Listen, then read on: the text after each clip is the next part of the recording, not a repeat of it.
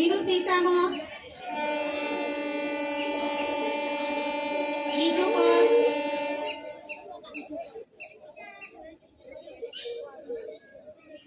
વિરુદ્ધ દિશામાં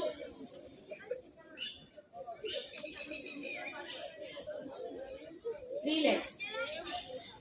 હવે બંને હાથ આ રીતે ઢીંચણ પર, ઢીંચણમાંથી બેન્ડ વળો. આ મોટા છોકરાએ કસરત કરવાની બંધ કરી દીધી છે. ચલો હવે ઢીંચણમાંથી આ રીતે રોટેશન આપવાનું છે ઘૂંટણમાંથી.